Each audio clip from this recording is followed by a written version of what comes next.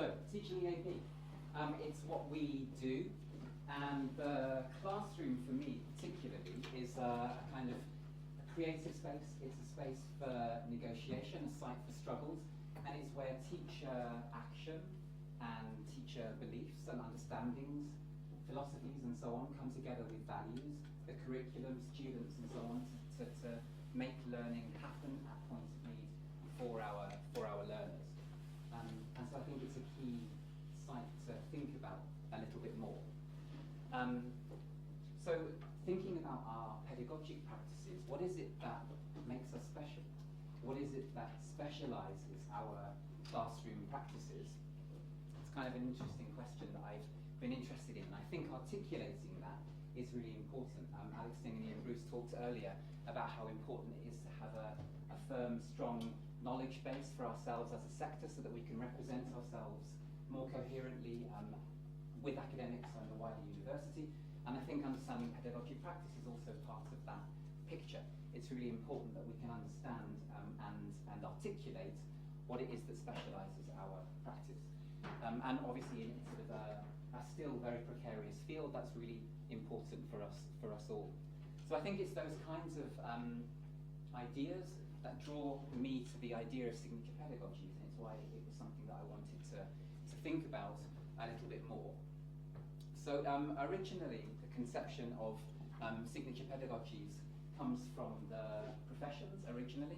So Lee Shulman, this is him here, an educator in the US, writing about these things for quite a long time now. I'll just let you read. This is the original conception of signature pedagogies.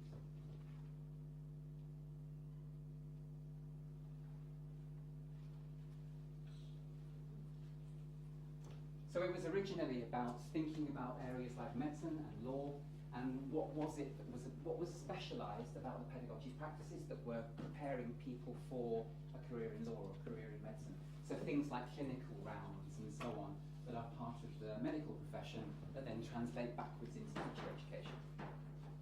So this was quickly extended to then thinking about academic disciplines more broadly. You may have come across these collections. So now looking across the disciplinary spectrum and asking the question, what makes this discipline special? History, physics, classics, cultural studies, whatever. So some of the work that has been done, for example, in physics, the idea of the modelling method and peer instruction has been suggested as examples of signature practices in that discipline. The communicative approach in language education, crits in graphic design, where you're around a piece of art or a piece of architecture or model or something, discussing those.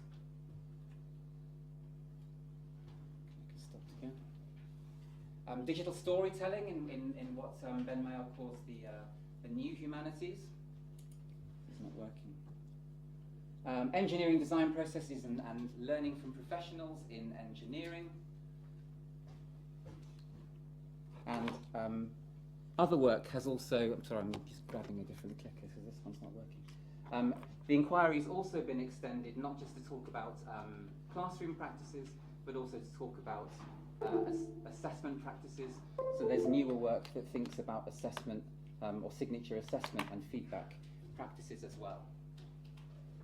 So signature pedagogies in EAP, do we have them? Is it an interesting thing to think about? I think there are obvious candidates. So we might think of approaches underpinned by genre theory. We have the Swalesian ESP flavour. We have the Sydney School SFL flavour. They're candidates perhaps in a UK context, and certainly when you sort of move across pre-sessionals, quite a lot of materials, and so classroom practice is often underpinned by some form of move analysis, text-based work, looking at language within texts and so on. However, I think when we look more broadly at the different contexts in which EAP might be taking place, there's clearly a lot more than just that going on.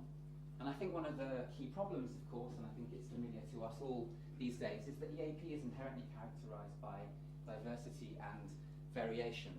And these have been well rehearsed by many people more articulately than me. So the local affordances of particular contexts, material conditions, staff contracts, expertise locally, development of curriculums, institutional positioning of the EAP unit, routes into and through the profession, of course, and then particularly conceptions of EAP itself.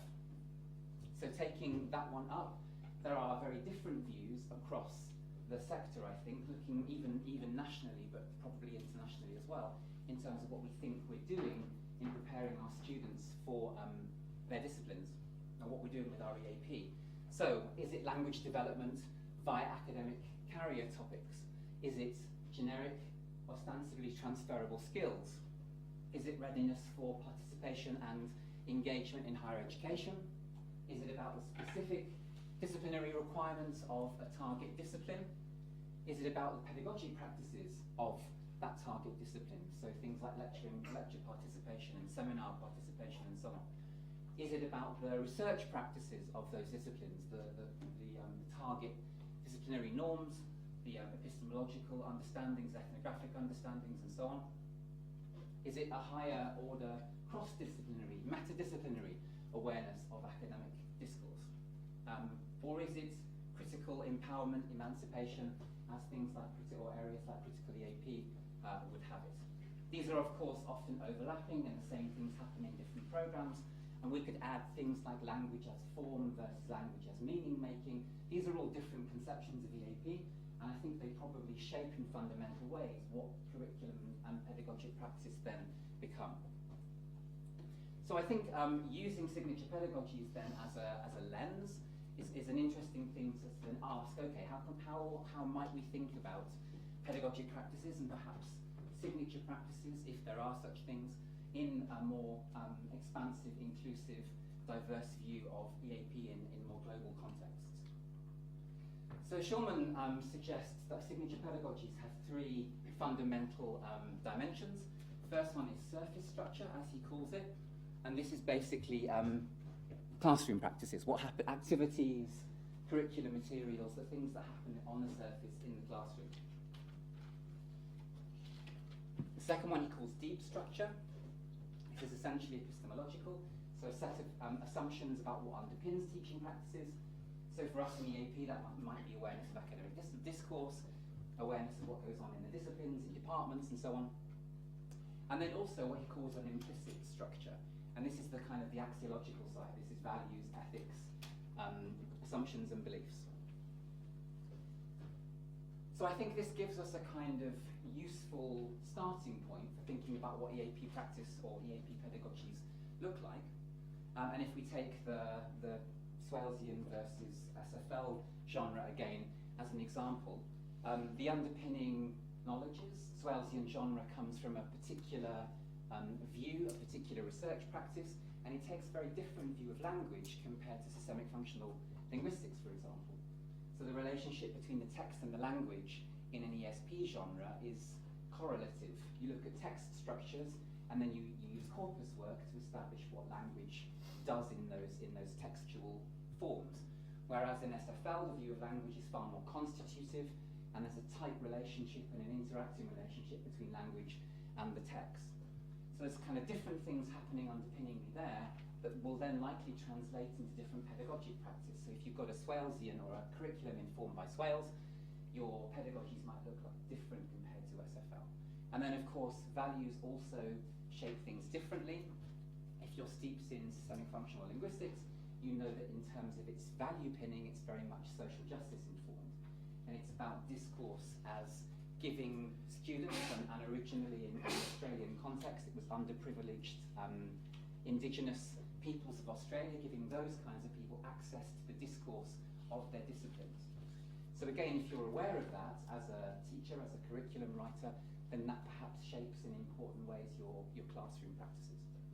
So I think it's a good starting point, but it's probably not enough to take account of the more diverse practices that we might see in other parts of the world, particularly given very different contexts. So I think we need to go beyond this, and we need to bring in a couple of other dimensions, and we need to bring in sort of other concepts that can help us think about these things in slightly more nuanced ways.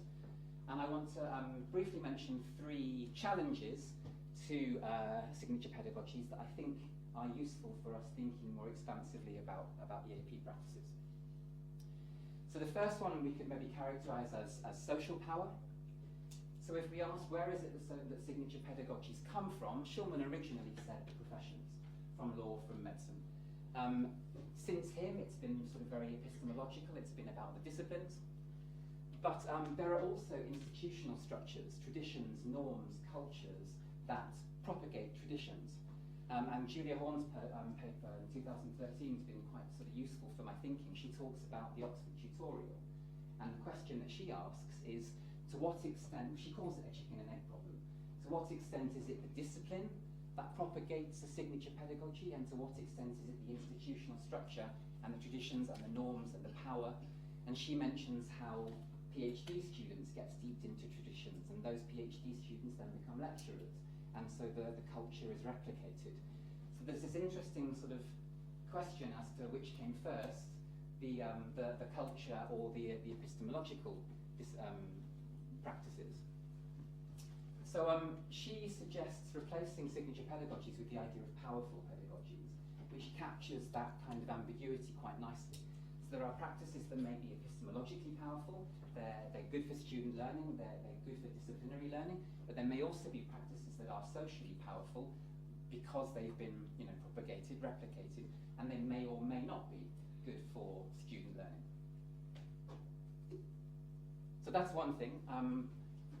Swalesian genre theory, just to kind of keep with that sort of leitmotif, we could ask, is Swalesian genre theory part of perhaps our collective pedagogic signature for those of us who use it because it's pedagogically powerful or epistemologically powerful, or is it part of our signature pedagogies because there's a powerful publishing culture that allows certain people to have voices, and a culture that allows certain people to come to conferences, access that knowledge, turn it into curriculum and so on, and make that the dominant form.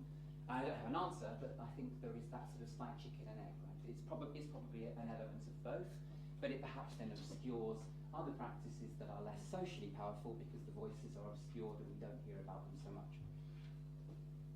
So there's the social element. I think secondly, from a global perspective, international contexts, and I'm thinking particularly of somewhere like South Africa here, but also the changing face of UK higher education. We're now working in Durham increasingly with widening participation students, mature students, people coming from very different socio-cultural backgrounds, very different material contexts, commuter students, students who are going home and they don't necessarily have access to technologies. They don't necessarily, maybe they have care duties, so they're going home and they can't attend EAP classes or evening lectures because they've got a baby to take care of. Those material conditions obviously reshape what it means to be a student in a university, and I think have a fundamental impact on the kind of things that we need to think about. So local affordances, practices and success then are probably shaped by things like the embodied realities of our students. We can think of students in the UK as multilingual and bringing different languages to the university and to the EAP classroom, but obviously in places like South Africa where languages are contested and where English is historically a contested language and perhaps a resisted language, that brings new things that feel like they should be fundamental to how we think about pedagogic practice. Students' existing material conditions are of course crucial. Cecilia Jacobs in Stellenbosch, she argues that the social context and material context of students probably shapes their success more than anything that we do in the classroom. And so maybe we need to take that seriously.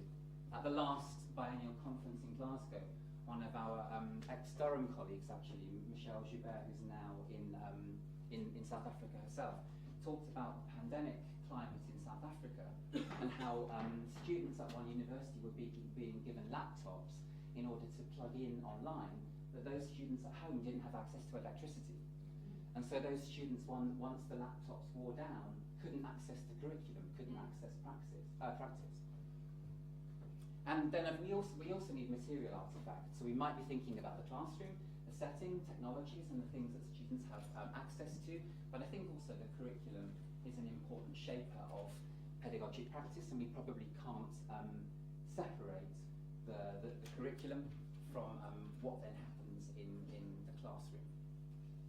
So maybe we might talk about that in terms of material ecologies, so taking context, very seriously, and not just thinking of context as background or setting, but as fundamentally shaping the material realities of what happens in the classroom.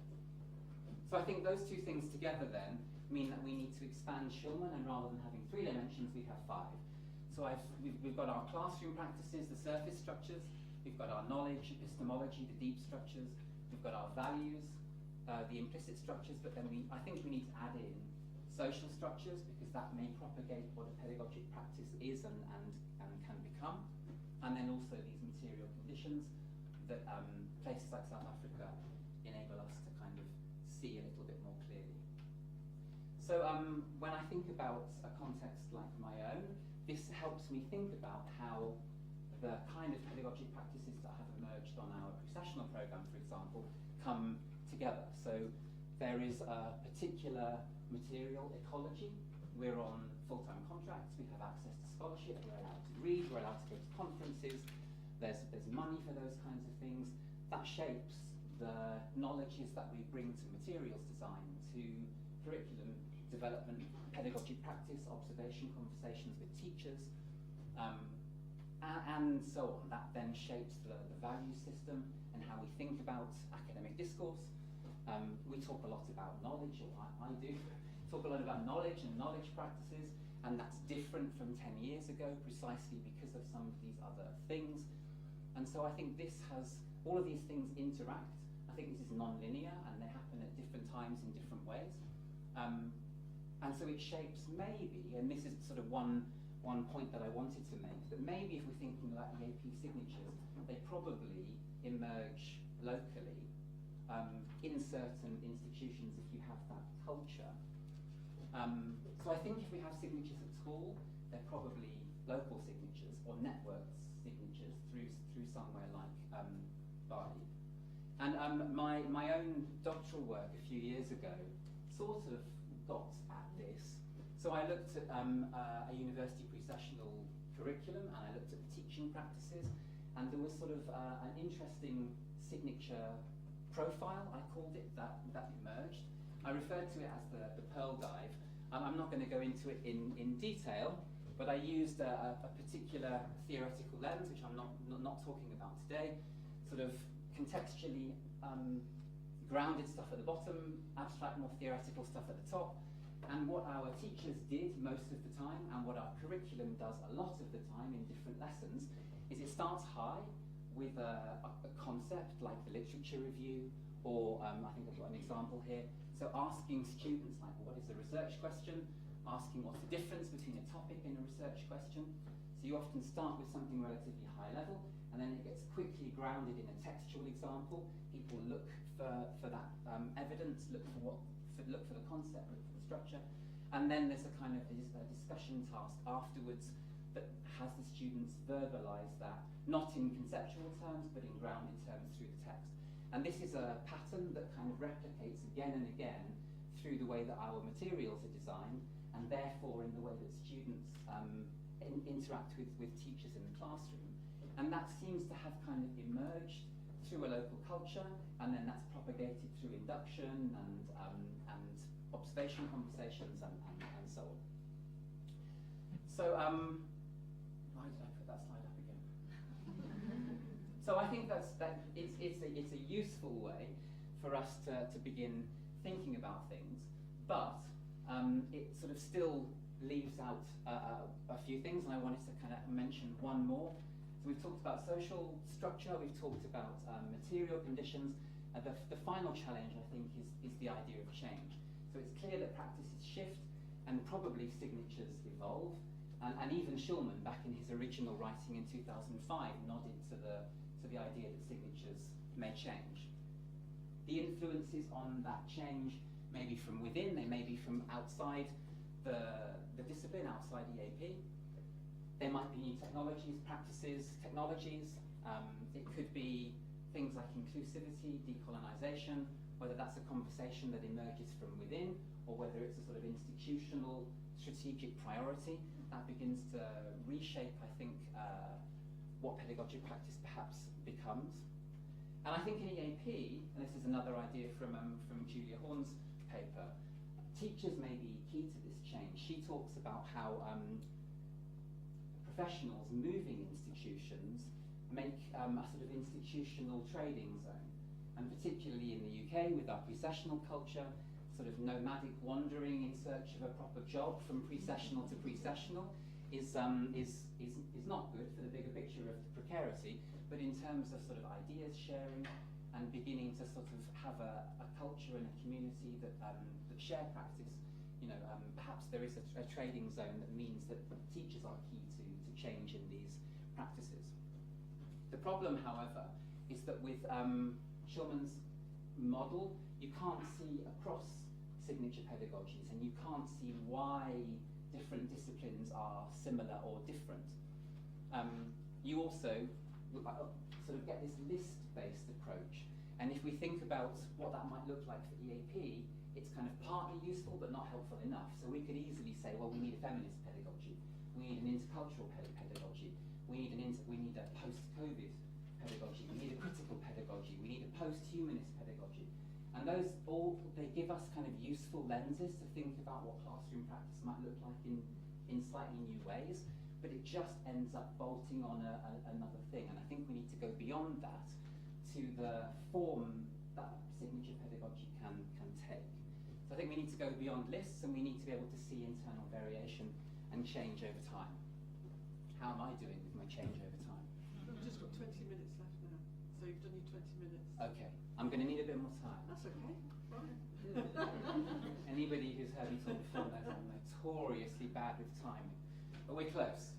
So, so this is where it comes to further concepts that I think may be useful for us thinking about this. So legitimation code theory is making its presence felt a little bit at this conference, and some people may have heard about it before.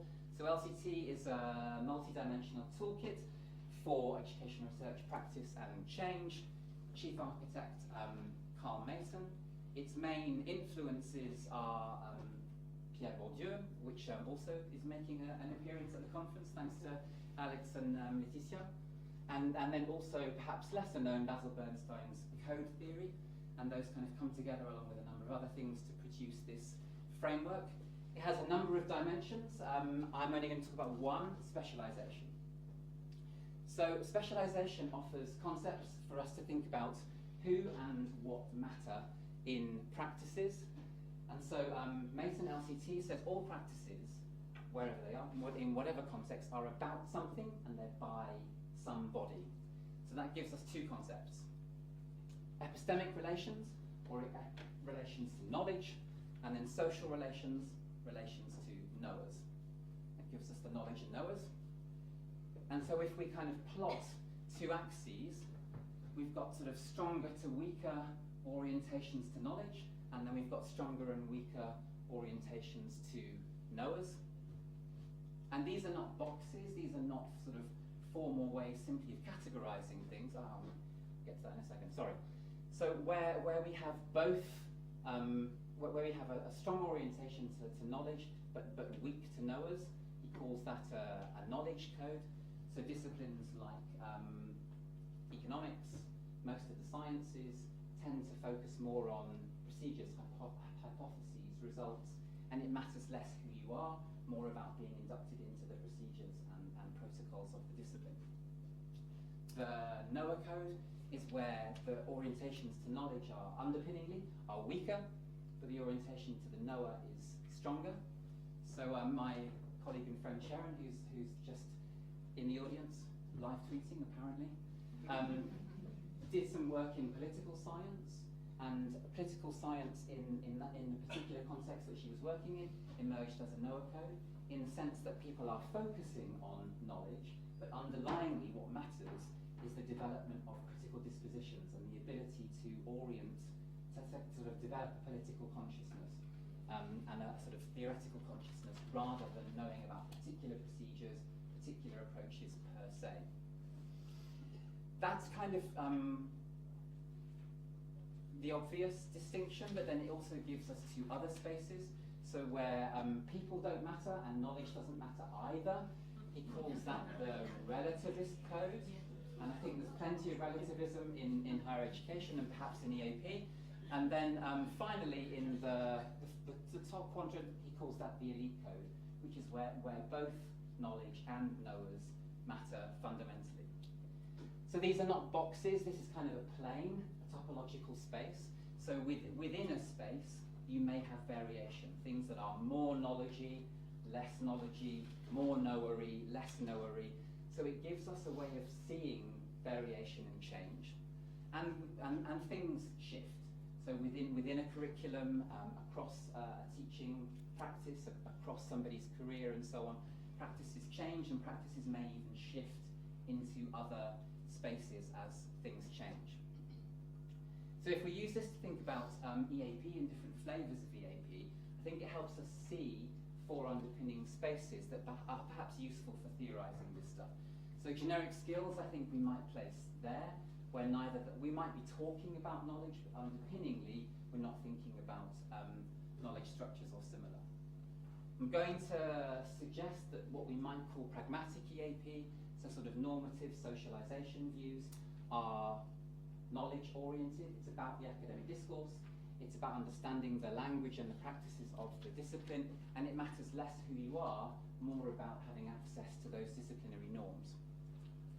I think critical approaches these are holotypes, and of course things are far messier than this, but broadly speaking, critical approaches I think are knower code. So you're thinking about transformation, critical dispositions, questioning power. Again, the object of conversation, the content may be knowledge, but underpinningly what people are interested in is that critical transformation. So we might see sort of variation study skills. I think both critical EAP and academic literacies, the learning development world, at least from my reading of the literature and from blogs and things, at least historically, are knower oriented, focus is knowledge, but underlyingly developing critical dispositions.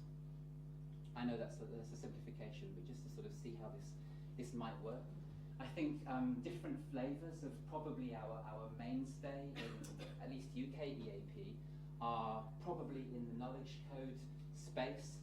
If we take SFL genre pedagogy in its purest form, Jim Martin would say the text is everything. So sort of ethnographic concerns don't matter, you don't go and talk to the academics to get their views, it's all in the language, it's all in the texts, very, very strongly knowledge code, very, very oriented to disciplines and to the particular disciplines of the university. And then EGAP, ESAP, specific and generic flavours of EAP are probably in that space, but they differ. So there may be some variation with this, and things may move, but I think fundamentally there's probably a background signature space. So again, going back to my own work, I looked at a pre-sessional programme, and broadly speaking, it was very clear that things were happening in this place. Strong orientation to language, strong orientation to discourse, far less to who students were. In fact, in a 12-week curriculum that I looked at, I mean, this is back in 2016 was the data set, there was only one lesson in a curriculum of 12, where in the lesson itself, it asked students about themselves. What's your view of this? What's your experience of? Everywhere else, it was about text, the discipline, and the learning. There was a curriculum thread on autonomy, but it was backgrounded and it wasn't part of the formal curriculum. So it was more about kind of developing dispositions of autonomy through the curriculum without any explicit focus. So I suggested that there was a bit of both going on, but fundamentally, the knowledge code space was a kind of signature space for our context. And I'm not sort of giving that any kind of valorization, it was just sort of what came out. But I wonder whether most of what we do is often in that space. So I'm heading towards the end. It leaves one quadrant that we haven't talked about. And I want to suggest that this may be our direction of travel. So I think, at least in the discourse as I read it, and in the kind of conversations that we're having at the moment and at this conference, we may be heading towards an elite code, where both knowledge matters and the knowers matter. And I want to suggest that maybe, although it's a challenging direction to be heading in, that's where we might be going as a signature space. So I'll come back to that in a second. So Basically, we're sort of heading towards summary points then. In terms of thinking about signature and powerful pedagogies for EAP, I think we need to think about how they emerge in relation to social and material ecologies, in addition to Schulman's model, the classroom practices and the underpinning knowledge and values. I think we can see with LCT that practices maybe operate in 4 spaces. So maybe we have signature spaces that emerge locally and maybe via networks. We need to remember that not all powerful pedagogies are epistemically powerful, so maybe academic, what we might call study skills, are maybe socially powerful in the sense that they keep on getting replicated through textbooks and perhaps through certain institutional cultures. That may or may not be good for our students' academic discourse learning. I want to suggest that maybe, at least locally, EAP pedagogies probably vary mostly within one space, but that they may, in LCT's terms, they may code shift through things like the movement of practitioners across contexts, through institutional change, and of course through scholarship, giving teachers access to those underpinning knowledges, those underpinning values, and so on. And then finally, I'm sort of asking or suggesting that maybe an espoused signature space, at least, may be emerging in the elite code.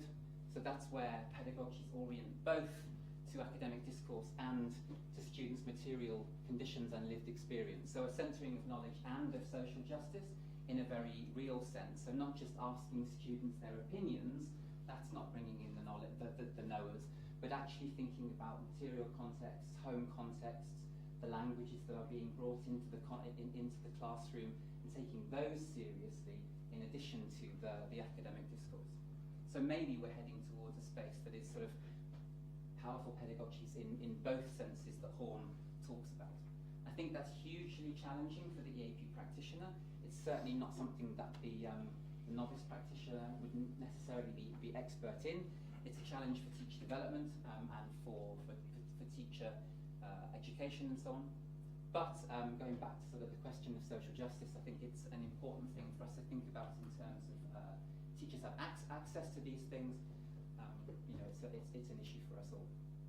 And then finally, and I think this is well-tread territory, but I just wanted to kind of finish with this. I think all of this kind of reminds me that the individual repertoires of teachers become kind of community reservoirs and perhaps kind of lead towards shared signatures and something that we might call a signature or multiple signatures for EAP through communities of open classrooms and practice sharing, through making explicit those underpinning principles and values, so through things like peer observation and critical discussion, curriculum conversations and so on, and then finally through engagement across borders, whether that's through network building, through reading across contexts, and through listening to voices from the global south. And there are a number of books now that kind of give us glimpses into these things. One from a few years ago is this one that I'm sure many people will know, EAP in Asia, and the more recent collection from MacDiarmid and MacDonald on pedagogies for EAP that looks across some of these contexts. And I think we need a lot more of this to kind of glimpse what's there in the surface and then engage with what's underneath in terms of what our signatures may become. That's it. Sorry to go way over time. We may have time for questions. Thank you.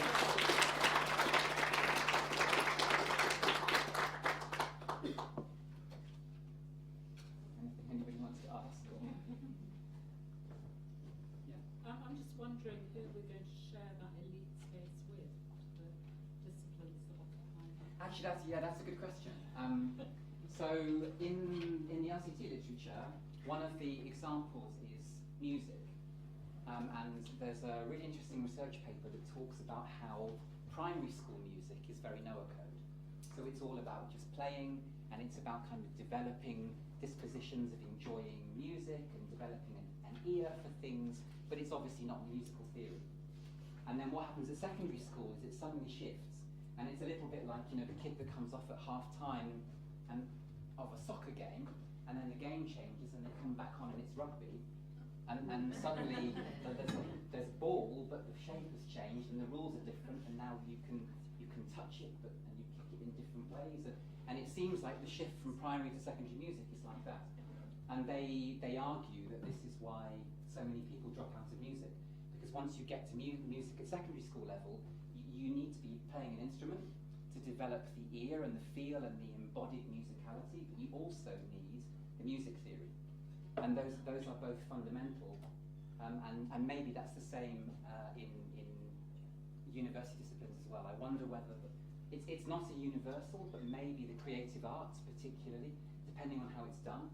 So disciplines like drama and other, sculpture and embroidery. If it's about the embodied craft, but if it's also about colour theory and all of those things. Dion Stain's work looks at that, so that's quite interesting. But she doesn't call it an elite code. She says it changes from first year to third year from a knowledge code to a know code. So they start with the theory, and then by the end you're actually supposed to be showing sort of you're a designer now. You have this critical disposition that's based on this theoretical foundation, but the assessment shifts in terms of what it values as its basis. So it might be worth looking at that. It's really interesting. And she did it for a master's thesis at the University of Cape Town. I think the other part of the answer is that probably decolonial pedagogies may occupy that space, where you sort of take the lived reality of students seriously, and you take the knowledge practices of the discipline seriously. Maybe. Hi. Yeah, I think it's interesting what you say about if you look at the way children in secondary and primary are taught language and language development, and all the emphasis is on technicist skills. There's very little about the knower in those curricula. It's all about the text. It's all about language, and I often wonder that's why when students come to university and they start to get exposed to the idea often that it's a lot more ambiguous than that. There's a lot more going on than just knowing what an adverb is and where you put things in a sentence. So we've actually, if we're talking about domestic students, you've got a language acquisition, a language development, a reading program.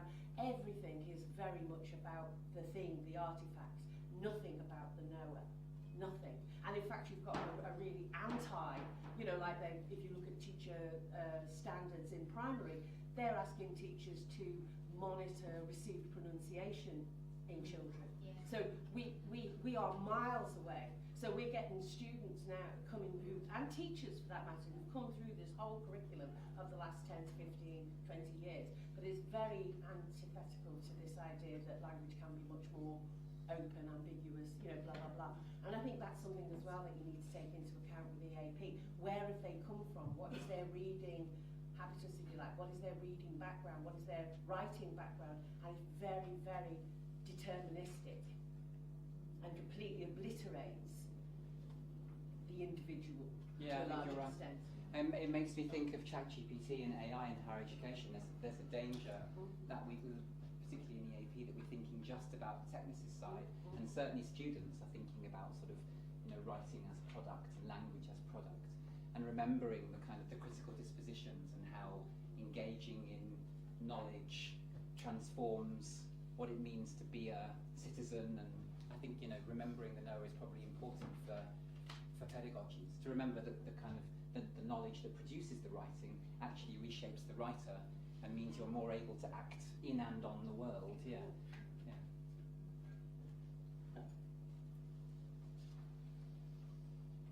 Okay. Thank you very much. Yeah, thank you.